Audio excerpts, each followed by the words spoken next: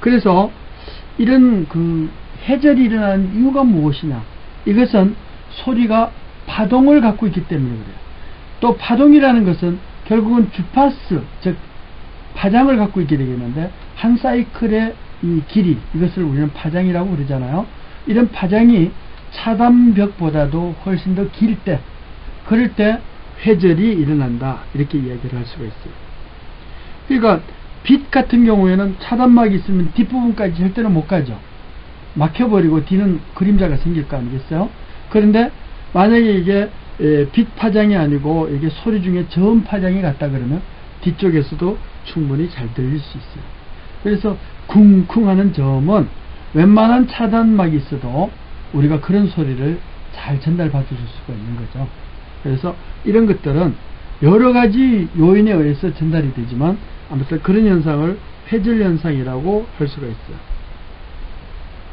그래서 회절이 일어나는 원인을 조사를 해보니까 이 차음 장벽에 따라서 특성이 달라지더라.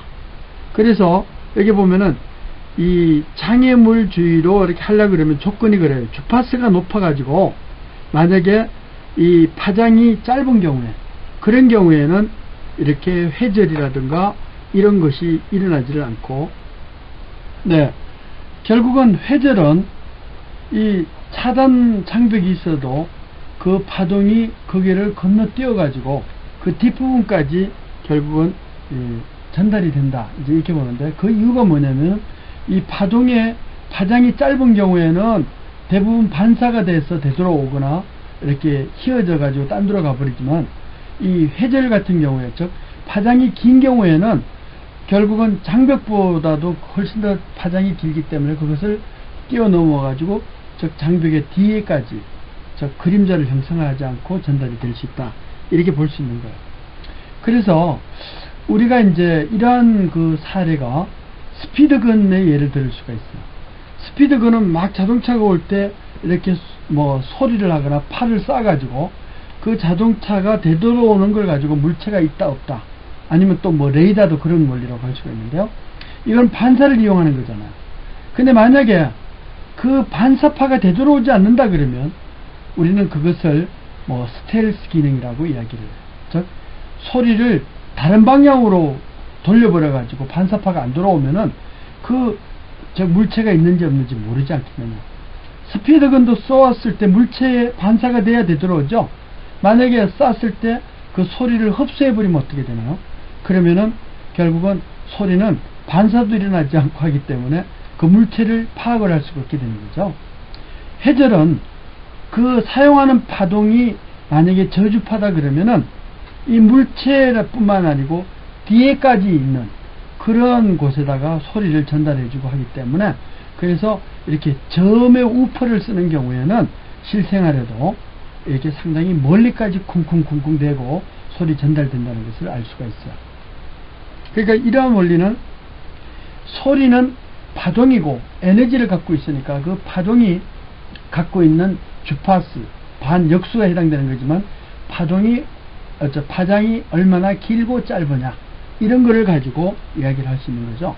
그러니까 가지고 있는 물체의 이 길이에 비해서 파장이 훨씬 길다 그러면 이것은 이 차단막이 될 수가 없다는 것이죠.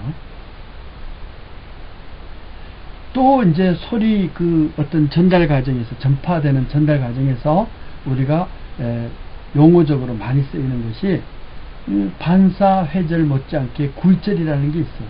이 굴절은 소리가 되돌아오는 것이 아니고 반사처럼 되돌아오지 않고, 예를 들어서 일부가 이렇게 다른 각도를 가지고 방향을 달리해서 퍼져나갔을 때, 이럴 때 우리는 굴절이라고 그래요.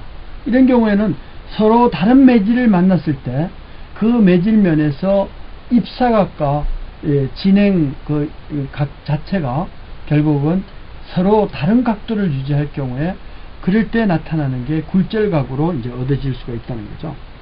이런 굴절의 원리를 이용해 가지고 우리가 실생활을 들여다보면 아주 재밌는 현상이 많이 일어나는데요.